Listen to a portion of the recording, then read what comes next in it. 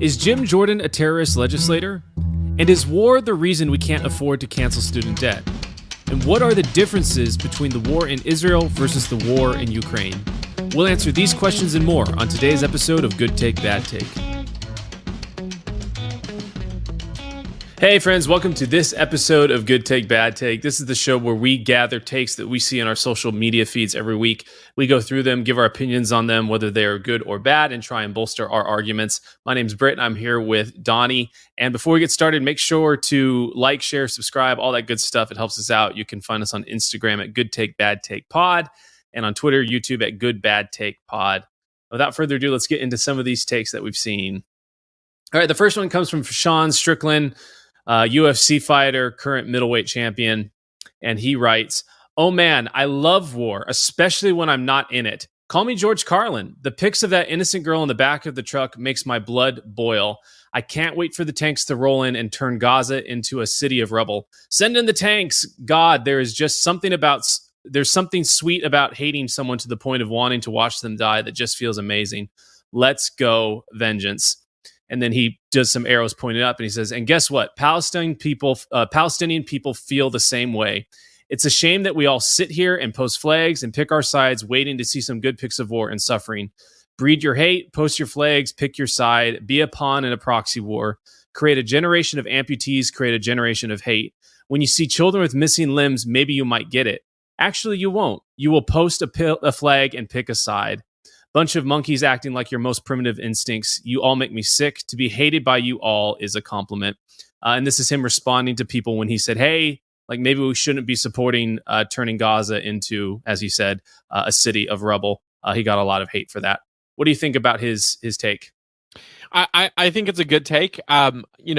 There's like a little bit of what's the word here? He's sort of assuming a lot of lowbrow arguments in some sense from the people, but the problem is that a lot of the people that are attacking him are engaging on that. So this isn't a critique at the highest levels of the argument, but it's also not directed at the people engaging at those highest levels, because the sad reality is that there are a lot of people who just buy the propaganda from the top and then cheer like a sports team.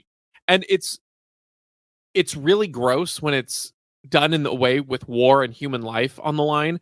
But sadly, it's really human nature and instinct to want to just pick a side and then back it. And that's why we're so tribalistic with things like sports, even with presidential races or political races. There's this urge to want to pick a team and just cheer for it without analyzing thoughtfully and being nuanced and all that kind of thing. And so when he's talking about this, you might, maybe if you are more sympathetic to the idea of bombing Gaza, maybe you're thinking, well, it's not because I love destruction and war and limbs, and I just want to cheer the team. It's probably not arguing for you, but his point stands that even if you are trying to make a more reasoned critique, that is the reality of the outcome. When we're talking about cutting off power and food and electricity and water, to an entire group of millions of people, recognize that even that, we're not even talking about bombs yet. Even that is literally just devastating to innocent lives and innocent civilians. And to his point about Palestinian people feeling the same way, Dave Smith has made a really good point that the intended response, reaction from a terrorist attack, what they're trying to provoke you to do is to provoke you into an overreaction. And so one of the things I hear from very pro-Israel people is like, well, casualties are a part of this war, and as Palestine and Hamas just they don't care about the casualties, and so it really sucks. But that's just part of the moral imbalance here. And to that, I would say that may be true. That maybe Israel cares more about innocent lives than Palestine, although some of their responses don't seem to indicate that. But at least for the time being, they didn't commit the atrocity of the terrorist attack that Hamas did. But even if you take that for granted, it's the very reason that Hamas doesn't care about civilian lives, why we should be all the more careful in our response to value those lives, because Hamas will use their own people as sort of the bait, as sort of the go ahead, run us over, go ahead, bomb all of our people and see where that leads you in 10 years, 20 years, when you're weakened and we have a whole new inspired generation ready to take you on and fight you, encouraging other countries in the region to go in on Israel like never before. That's sort of what a terrorist attack is going to respond. And so all of this sort of lowbrow, mob kind of critique he gives is perfectly on the money, because if you're so sophisticated, well, my reasons for, wanting to flatten the Gaza Strip are so much more. It's not because I like to see, the limbs of amputees and dead children. It's because they deserve it, and because we need a deterrent and all that kind of thing. Sure, you can make those arguments, but recognize that that's not how the majority of people see it. And when you do that, when you inflict the atrocities on the people of Palestine, you're going to incentivize that level of response from the Palestinian people, and just continue the cycle of violence. If not, and continue might be the best outcome. Realistically speaking, it sounds like it would make it exponentially worse, probably. What I appreciate about this post, and Sean makes it in, like you're saying, like he's kind of taking on the lowest of brow arguments that people make and things that they say. But what I've been really surprised about is just how quickly people have devolved into bloodlust when this all started coming out. And they literally are saying these things. It's not, I wouldn't say this is like a representation of, a very tiny, small minority of people that want to do stuff in Israel. I think it's actually representative. There's like some very significant figureheads on the right that are taking some of these positions. I mean, among them, like Kurt Schlichter, who we featured here before, Jordan B. Peterson, disappointingly so, has had some takes. And I mean, all of the Daily Wire guys, and all of them have said things more or less like this. But what I appreciate about Sean's post is that it both works on an emotional level, and it's also just logical, right? Even if you don't have the moral, care that like, oh yeah, we're going to blow up children. He also like makes a point, like logically, that, oh yeah, the Palestinian people feel the exact same way about what Israel has done to them. It is contrary to what Ben Shapiro and other folks have said. There is a cycle of violence.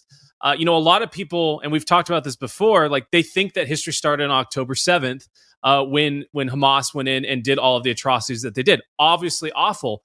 But like in the minds of the Palestinians, like their history with Israel goes back to like 1947 and 1948 during the Nakba, when Israel literally went through and moved 750,000 Palestinians out of their homes, murdered and raped and killed, 15,000 of them, estimates as high as 15,000, and did very similar atrocities, killing children and things like that, parading them through the streets, according to documentation and things like that.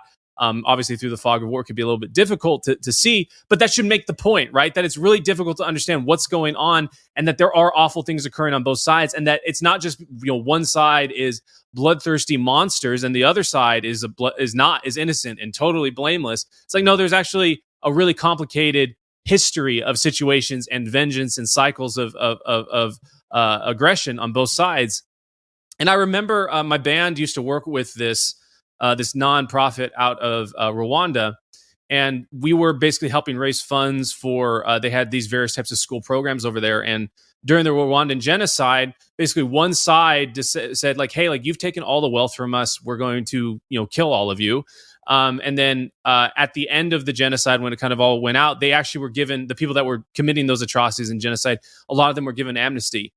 They were allowed to walk free. They said, in the spirit of forgiveness, we're going to let you walk free. And what this resulted in is that sometimes a neighbor would literally be living next to someone that killed their son, wife, daughter, brother, etc.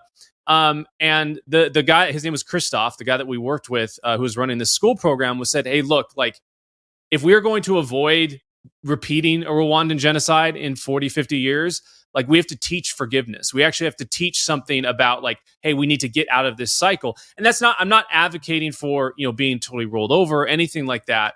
But the situation in Rwanda, if you wanted to like make it down to its most simple, basic thing and not say there's any complexity to it, you'd be like, well, this side was bad, so they all deserve to be killed. It's like, well, no, it's actually a lot more complicated than that. And it requires, it requires solutions that are not just blow things up. And maybe the people that are advocating for just one side, one type of thing that you do, are not the best people to be in charge. Yeah, no, I that's exactly right. It's crazy to me that the people who, and it's not like we haven't addressed this, but the people who talk about Ukraine in, a reasonable way, the populace now just flip the switch because it's Israel, and because they'll tell you, well, no, that it's our most important ally. but they won't actually tell you why. They can't actually articulate why it's important and why there's a fundamental difference between the two, other than one's Ukraine and one's Israel. So um, it's kind of frustrating to hear that, and that switch from a lot of people on the back end, because like you're pointing out, this conflict is one that is literally fueled by that cycle of violence, and it's just part of the almost American ethos to believe in a perfectly justified Israel, no matter what they have or haven't done. And so it's really frustrating that people haven't taken sort of the ideas from what the Ukraine conflict should inspire, the critical thinking of, is this really in America's interest? Is this really going to help things in the long term? What's the best way to actually minimize violence? All these kinds of ideas.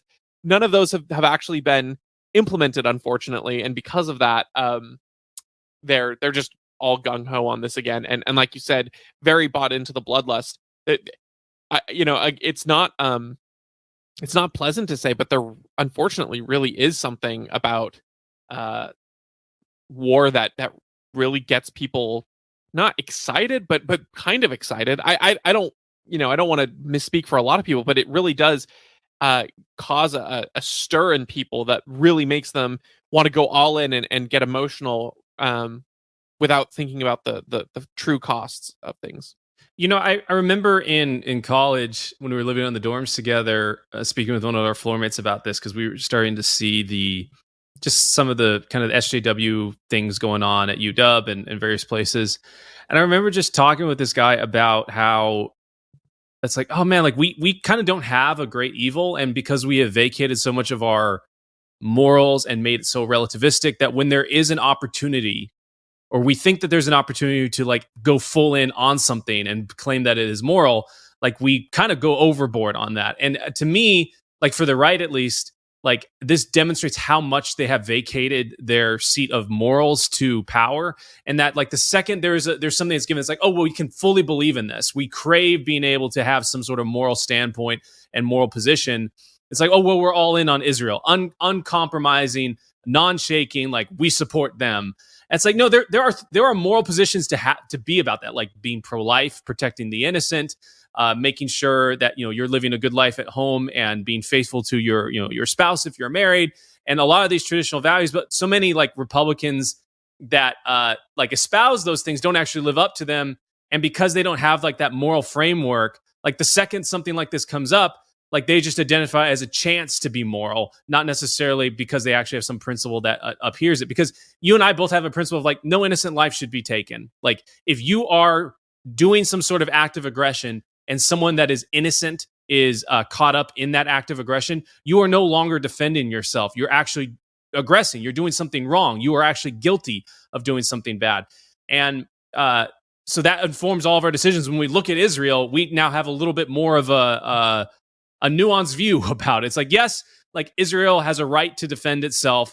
It does not have a right to go in and shut off water for 1 million people and then force them to move. No, likewise, it didn't have the right to force all those people into that position in the first place. And maybe that contributes to all of these cycles of vengeance. So I think that unfortunately, like a lot of these symptoms that we have, and Jordan Peterson talks about this, like the second you start talking about abortion, about whether you should or should not have abortion at 12 weeks versus 20 weeks versus you're right up to term, like you're actually so far gone as a society. That's a signal that you've actually already lost the battle, that there are no morals. Like the conversation should never even gotten to that point. And the fact that we're at this point where we're like discussing this means that a lot of errors have been made so far back that also need to be rectified and entered into the calculus. Yeah, absolutely right. All right, moving on to our next one.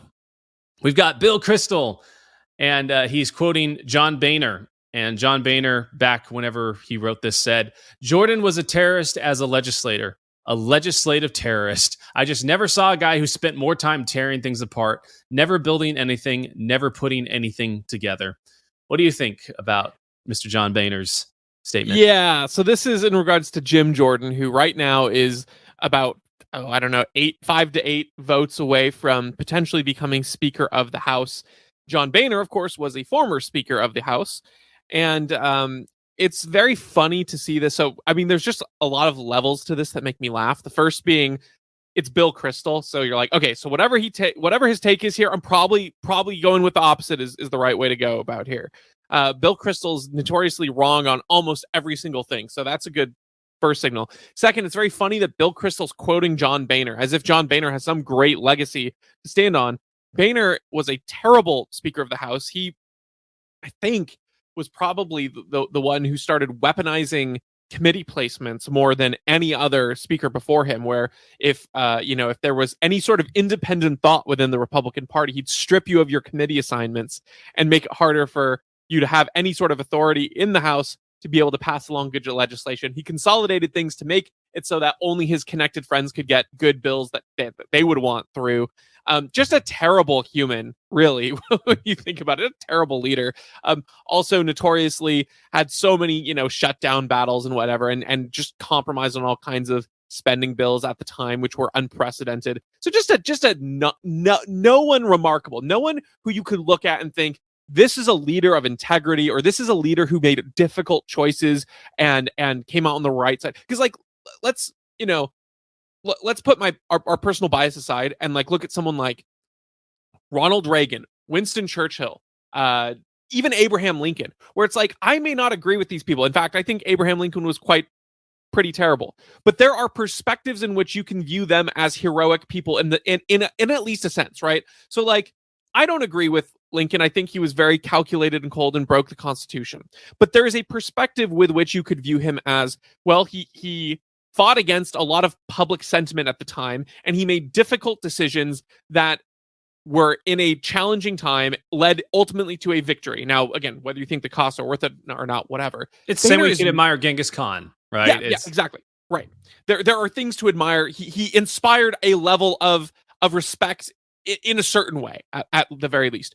Boehner has none of those qualities. Boehner is not someone who the history books are going to look back on and think that was a leader. That was someone worth listening to. So that to me is also just very funny. And then the last thing, of course, is that when you're describing someone and you're saying that they would be a terrible Speaker of the House, you probably don't want to list out some of their best features.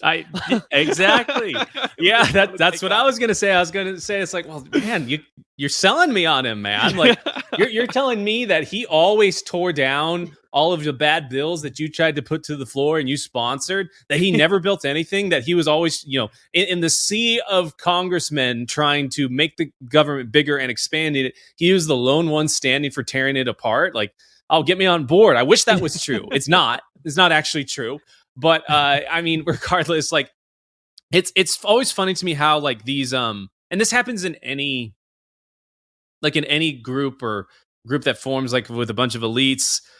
They kind of have their own definition of what it means to rules and what you're supposed to do and how you're supposed to perform the job. And Boehner and all of his ilk, they wheel and deal. What he means by, this is Washington, D.C. speak for when he says, never building anything, never putting anything together. What he means is he wouldn't actually give me something or willing to accept something for my agenda to get through or what I wanted to get through. There's a reason why people go into Congress with a $170,000 a year salary, stay there for 50 years, and somehow come out with $300 million. It's because they play back and forth with each other. They learn about what's going on. They leverage that into the market, and that somehow is not supposed to influence their decision making or how they trade with each other. It's a well-known thing that they trade back and forth. And Boehner's getting mad at the one guy supposedly who would never play ball, which to me is well, that's the whole point. That guy's supposed to represent his people, not represent you, not represent even his own interests. He's supposed to represent the interests of the people that elected him to get there. And if everything that you're putting to the floor, and I think is anti what those people voted for Jordan to do, he's going to tear every single bit of apart, and as he should. That is democracy. This is what democracy looks like, to echo everyone's chant. So this little insider baseball, this little, he's a terrorist, never building anything. His expertise is lacking. It's no, I actually prefer the person who is not an expert in making mistakes. If there's a choice between someone who's an expert in making mistakes and someone who has never made any mistakes at all, but also hasn't made any good decisions, let's go for the one that has not made any big mistakes and is not continuing to advocate for the things that continue to make those mistakes. There's just this weird elitist thing in Washington D.C. that if the longer you're up there, the more capable you are. It's like it's no mystery. You guys have done a bad job, and so anything you say to me just represents that, like, oh, this is the way to do it poorly, not that you actually know how to do it well. Yeah, no, that's exactly right. The only other thing is when people are critiquing, that's not part of this take. We'll move on here pretty quick. But the other thing is just like when other people are critiquing Jim Jordan for speaker here, they'll bring up like his specific legislative views on things. Like they'll bring up, oh, his extreme abortion bill that would guarantee life at conception. And I'm like, okay, great, awesome. But also, like, that's not the one thing that's maybe good about this take is that it's at least critiquing the right thing, which is leadership qualities and things like that. Like for Speaker of the House, like regardless of how you feel about Jim Jordan, he's an elected House member. Regardless, he still has the ability to introduce legislation and things like that. Your fitness for a specific office probably has to be more about your commitment to certain causes, and if anything, showing someone who brings in extreme ideas shows that he's committed to them and will stand for them and actually make hard lines and go for them. So I don't know that that's as good of a critique as some people think. It's just kind of funny when I'm like, okay, cool, sounds good to me. I don't know. Yeah. That's half of the Don't critiques. Threaten me with a good time. Yeah, exactly. And I'm like, when Rand Paul and Thomas Massey are like, he's my pick. I'm like, all right, you can only say so much that will have me not want to take their pick then. All right, moving on to our next one. We've got the Spectre and Eve 6 quote retweeting them. The Spectre writes, it's a headline, just in, U.S. Treasury Secretary Janet Yellen says the country can absolutely afford another war. And then Eve 6 quote retweets this saying, that's weird. I thought we couldn't afford to cancel student debt. What do you think, Donnie? It's it's one of those things where the point being made is good. Yeah. In the sense that you're highlighting hypocrisy from the elites on priorities. But it's like in the service of a bad thing too, because it's like what everyone wants to spend money on here is a bad thing. And so pointing out like, hey, I thought you said we couldn't do this other bad thing. It's like, yeah, you're right. They did, those kinds of claims have been made. And they're right when they say that you can't afford. The difference is them saying that we can't afford. The problem isn't the motive. The problem is the ability. But that being said, it also is definitely something that to say that like, oh, of course, they're going to tell you that if any bad policy is affordable, it's going to be the war. Like, of course it will be that one. But of course, all of this is to say that it's just, they're both disgusting takes because they're both takes that say, hey, do we see the world around us with hyperinflation, with the absolutely, massive bubble that is housing prices and all these kinds of things. And we should really take more money from the people to pay for these external things that will benefit the rich and the wealthy. People think that canceling student debt would benefit students. It more than anything, it benefits the loan, the banks and the loan deals at the top, because it takes taxpayer dollars and just transfers them to those people so then they can keep that cycle there. And of course, war is only going to benefit the people at the top. It's never going to benefit people here. So we're currently in a state where a lot of families are looking around and it's like, I can barely afford groceries.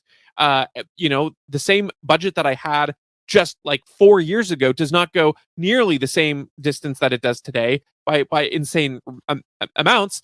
And then the Secretary of Treasury saying, "Oh no, our country can afford a war." Of course, it's disgusting on all fronts, really.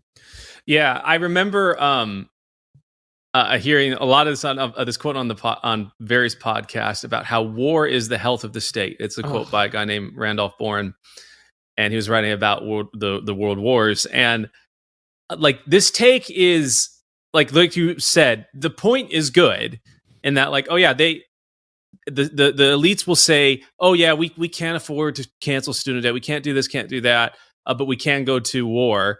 And it's a good point in that like, oh yeah, they don't actually care about us. Like if that's the point that's trying to be made. What I find funny about it, though, is that all of the mechanisms for doing things that are unrealistic, like canceling student debt, giving everyone a house, all these different things require aggression. And what is the best type of aggression for a country to participate in? It's war. And that's why war is the health of the state, especially for the United States.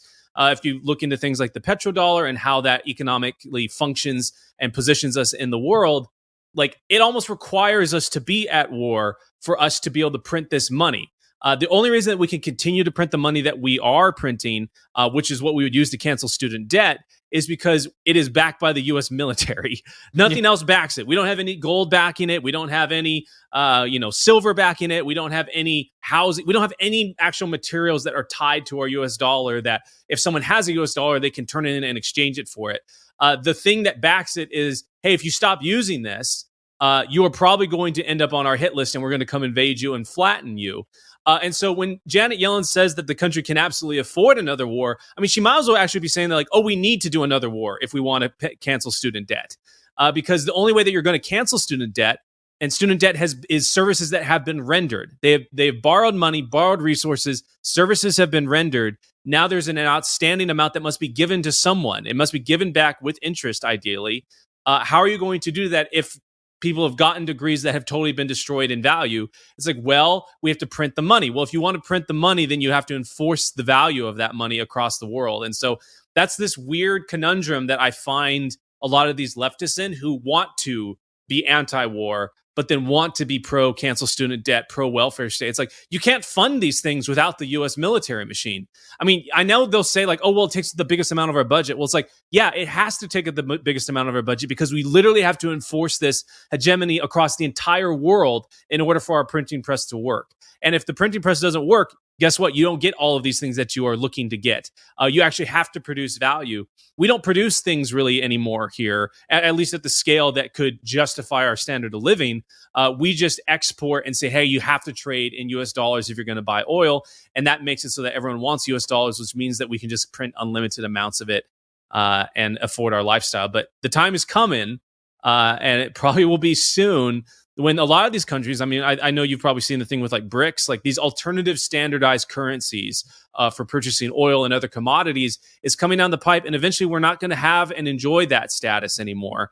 And if that occurs and the elites start to lose everything that they've, worked for, quote unquote, you should say manipulated and murdered and pillaged for, we very well might be actually into another world war, because that would be the only way for us to maintain supremacy.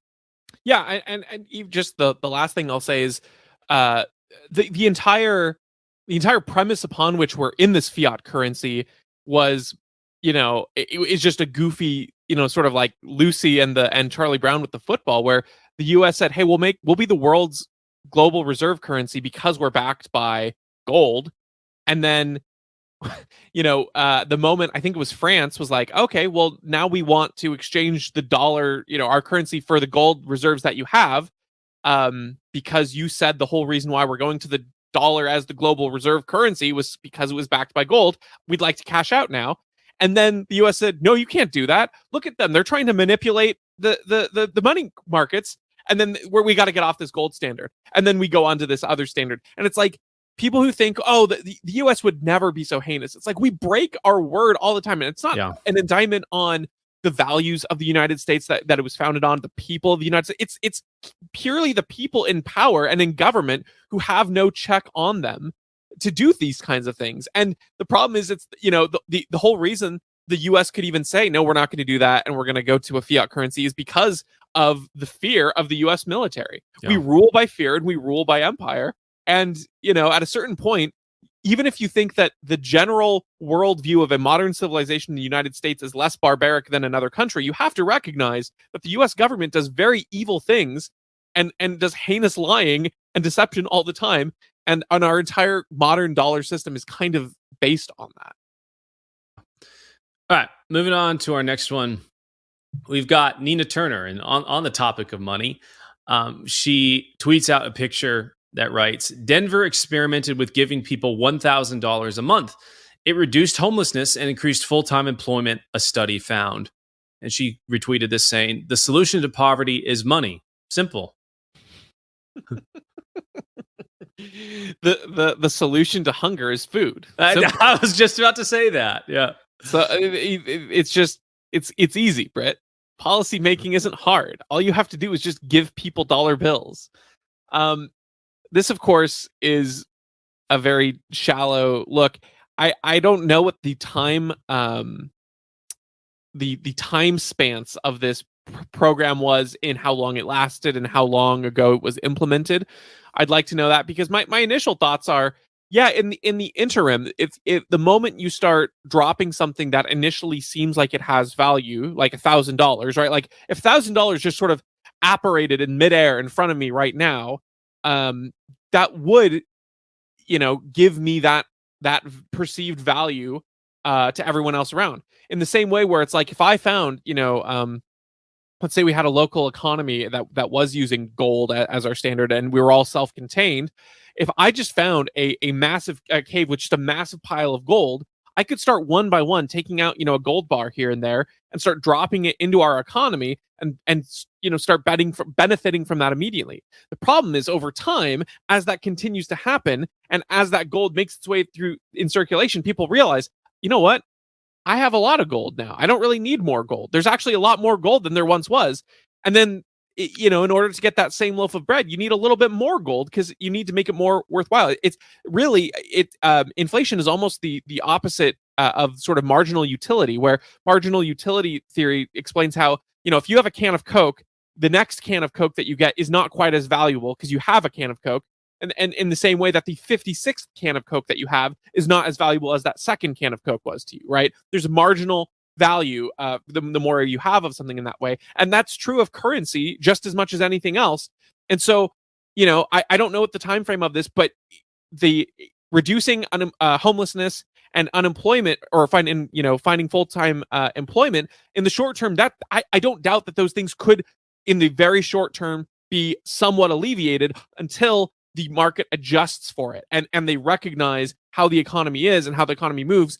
It's why, for instance, even though Seattle has a much higher standard minimum wage than somewhere like Iowa, Seattle still has tons of homeless people. Based on her sort of solution here, well, jobs just pay a lot more money. There shouldn't be more homelessness in Seattle. There's so much more money here. There's literally more dollars flowing in Seattle than in Des Moines, Iowa. Why is there homelessness in Seattle? It shouldn't exist, because economies adjust for the value of their currency, in particular when it's not tied to a hard commodity. I like your bring up marginal utility, and it made me think of, especially in this example, the scene in The Office where Dwight Schrute becomes the regional manager for just I think a couple days. Just not even.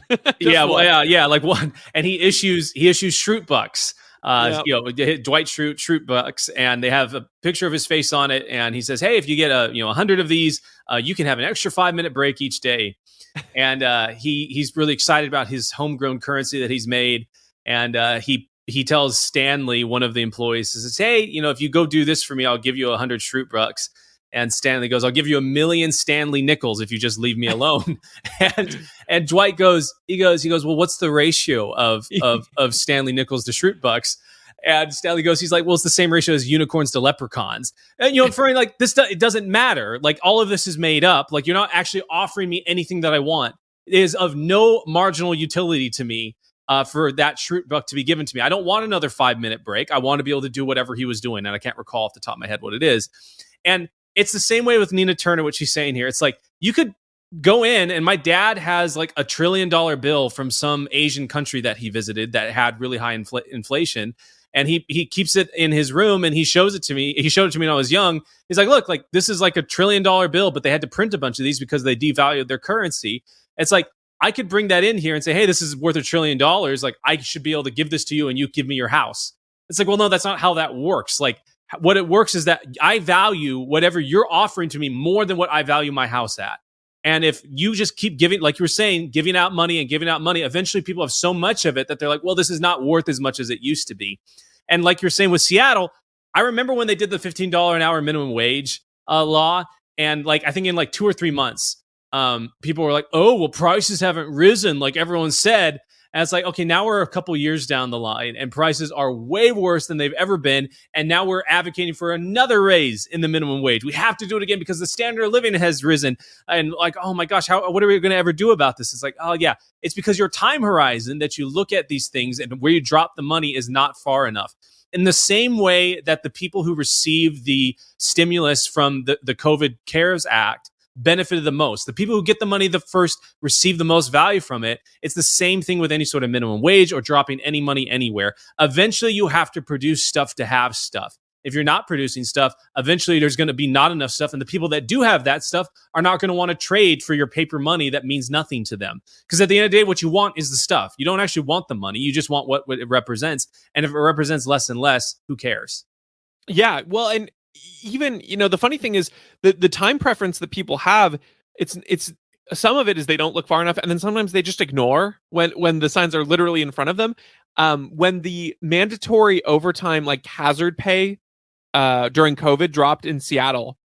I don't remember what the store was. It was like a Rite Aid or maybe a Target or something like that. But they literally closed because not even because of a permanent minimum wage change, but because they were required to give this like hazard overtime pay to workers.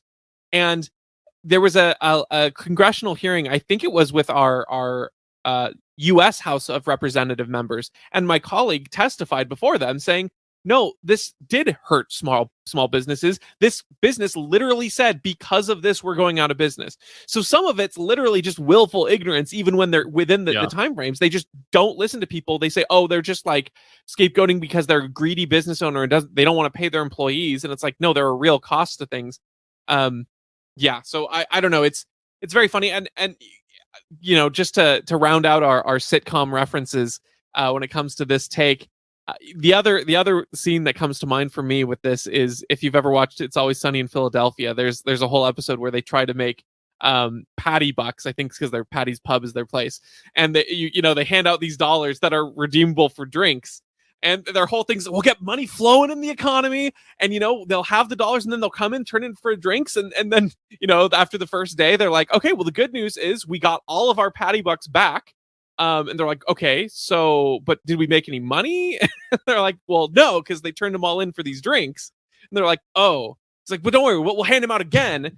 That will get people to come back here.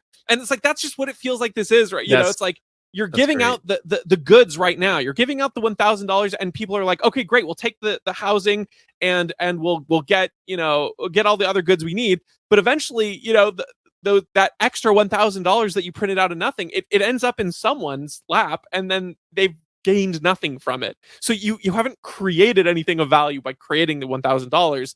Ultimately, it's almost just like a game of hot potato with sort of this worthless thing. And rather than the dollars signifying value, it's who's the last person to hold on to this before the bomb goes off.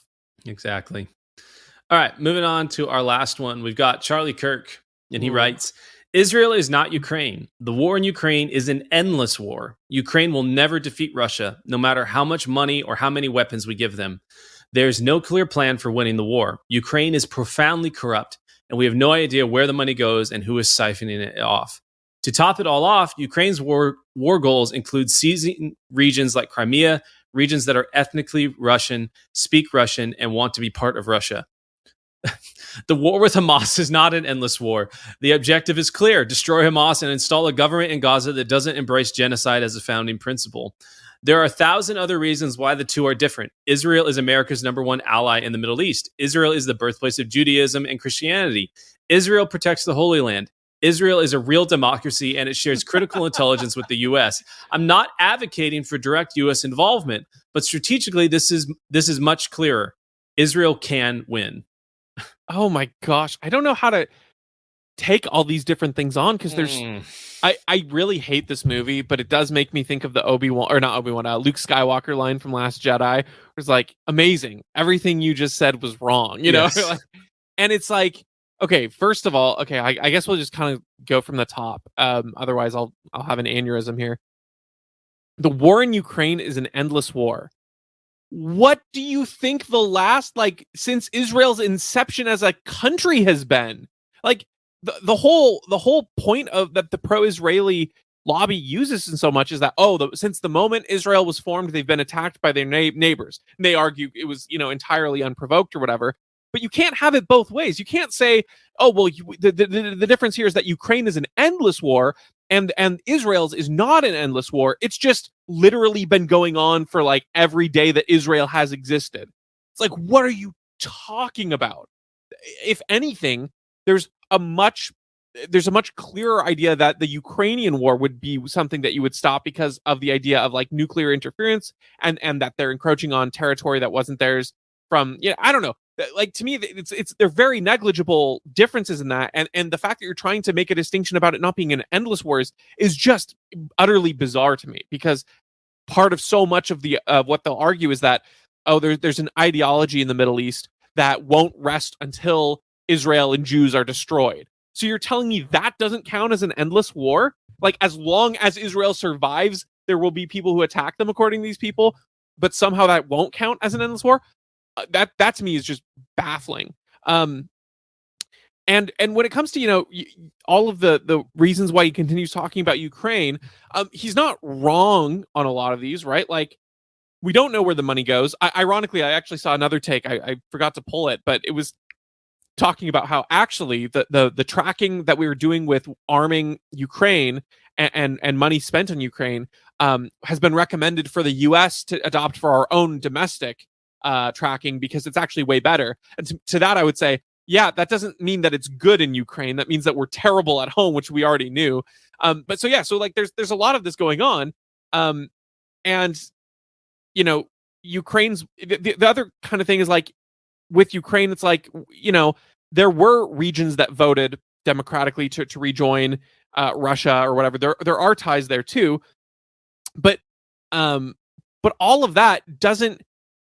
I don't think any of that is like a moral divide as to why Ukraine is intrinsically different from Israel, because he starts giving all the reasons for Israel about, Israel's an actual democracy, and Israel's actually all these things. And it's like, well, yeah, but the people of Ukraine also didn't vote to like have the Russian people come in and tear down their homes and like tear down their, like, even if you think that Ukraine, the regions that wanted to rejoin Russia should have been allowed to rejoin, none of that justifies Russia coming in and destroying things and attacking, even if I'm not supporting involvement there. Like, he tries to make these lines where it's not, and if I were disingenuous, I would accuse him of doing this, but it sounds like he's peddling for Russia a little bit more in this, in order to draw a starker contrast with Israel, when in reality, the actions between Russia and Ukraine and Gaza and Israel, they're more similar than he would like to lead on. And so it feels like he's trying to paint over and diminish some of the reality in Ukraine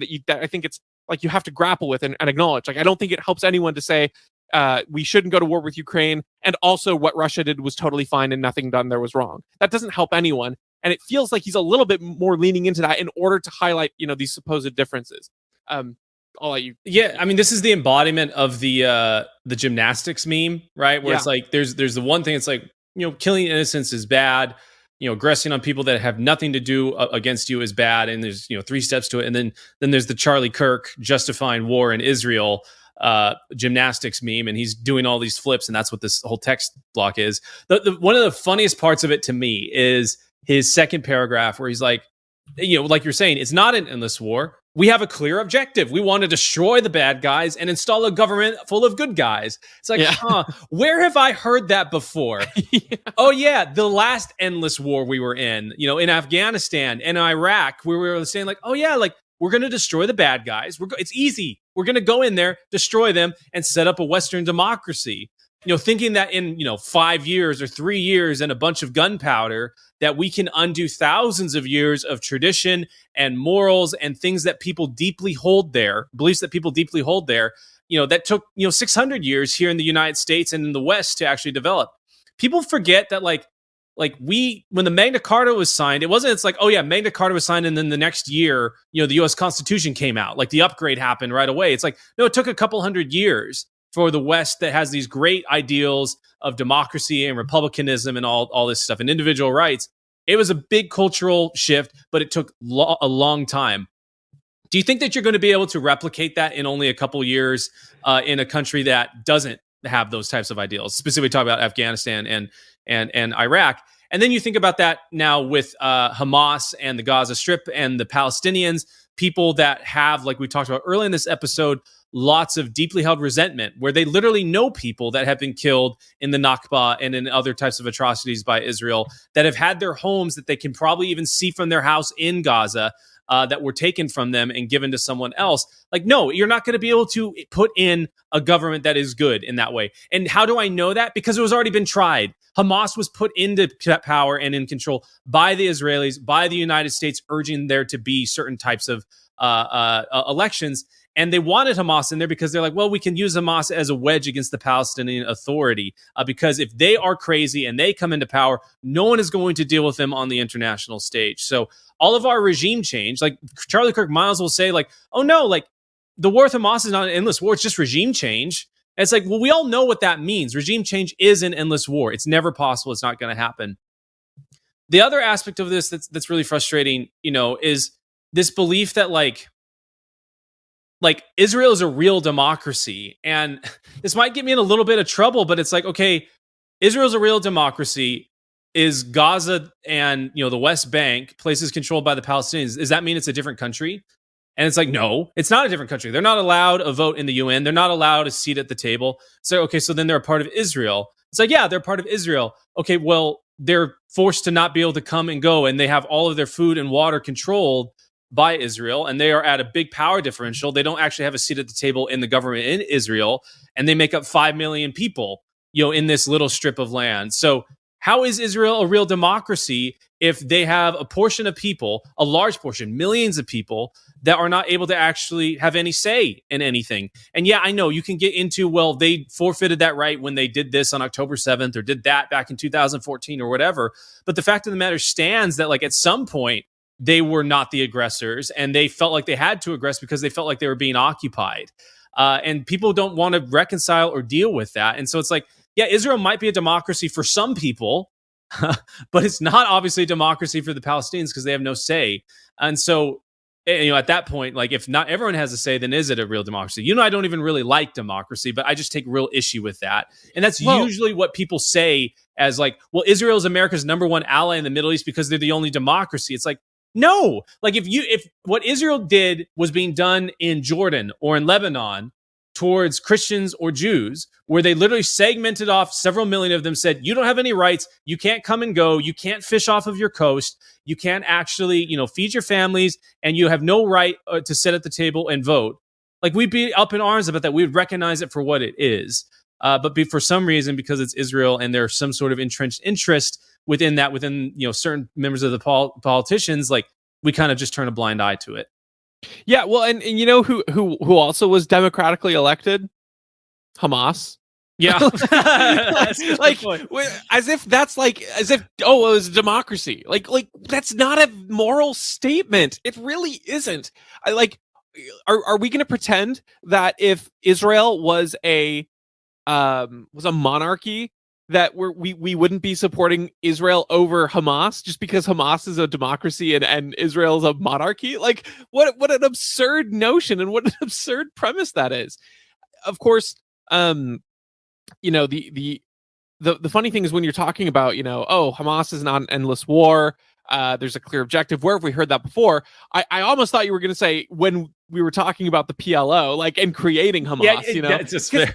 And the funny thing is, like, you can say this a million times over, and it's just so disappointing because, this anti-war movement on the populist right was supposed to say, like, we've listened to the foreign establishment elites in every single other case. Why would we listen to them again when all of these things have come up in failure? And now it's like they're saying, yeah, we've listened to all the foreign establishment's elites, and what they're saying is totally wrong and bad about Ukraine. But my thought here is we take all of their advice, but I'm going to pitch it to you instead of them. And so therefore it's okay because it's not them telling it to you, it's me. And it's just bizarre. It's like, you can't just say, I mean, this is just maybe the perfect embodiment of Trump saying drain the swamp and then keeping all of the swamp around him and then running again in 2020 saying he's going to drain the swamp. It's like at a certain point, you become the swamp. You can't just say we don't trust the neoconservative elites with foreign policy, and then adopt every single one of their policies when a new situation comes up. That's just, they're literally just running the same gambit every single time and expecting you to be too stupid to tell, like, this is the exact same playbook they've used in every other location, and in every other location it's cost us money, it's cost unnecessary lives, and we look back on it and think that was an utter disaster and failure. The only difference between this and something like Yemen is that we've been able to keep Yemen out of the news cycle, even though it's like the worst humanitarian crisis for several years. And it's like we didn't have news stories on it, therefore Americans aren't outraged by it. But or the only reason why we even know about Gaddafi and that whole catastrophe is because it was politically expedient to use it against Hillary Clinton. It's like but none of these get used as like actual lessons learned. It's like they only use this as a cheap political tactic to say, look at where all of the mainstream establishment Republicans went with foreign policy. They were all wrong. That's why you need to vote for my brand of republicanism, because we're going to reject that advice unless it comes to Israel, at which point I'm going to tell you the exact same thing they're going to tell you, but don't listen to them. All of their other stuff is always failure. It's so cynical to me. I mean, everything seems so cynical, in that it's just a way of saying, oh, like everyone who ran as a Republican, in the 2000s and 90s got everything wrong. How do I brand myself as a different kind of Republican? Yeah. Oh, we'll make all these claims, and then when it comes to actually, promising or delivering on any of the promises, not going to do that. Maybe in a microcosm, it's like Kevin McCarthy, who's like, I'm going to be a different kind of Speaker of the House. I'll make these promises to the extreme Republicans, and then they kicked him out because he didn't do any of those things. Clearly, it's like, I was really hoping the Republican base was going to be consistent and kick out this kind of advice, but unfortunately, it seems like the advice is staying, even if people are, on the one hand saying, I don't trust John Bolton, but I'll be darned if I don't take his Israeli advice. Yeah, that's a really good point. And that just shows you that it's like there are other motivations other than principle. And it's one of the things I've been most disappointed in with folks like at the Daily Wire, that had pretty good positions on Ukraine, could make all the arguments that you and I would make, all of the libertarian, freedom-loving arguments. But then the second it's not in something that is part of their, hidden agenda, they are now no longer able to make those arguments. It's just suddenly it makes no sense to make these types of things about like we shouldn't be involved. And it just shows you, and it rips the mask off that there's something else at play other than principle. And I think that we should only ever operate off of principle, because the second we are operating off of feelings, like the Bible says, the heart is deceitful and desperately wicked, who can know it? And you are able to be manipulated. I don't have any more on this unless you do. No, I think we're good. Awesome. Well, friends, thank you so much for hanging out with us on this one. And as a reminder again, please like, share, subscribe, leave a comment, and we will catch you on the next one.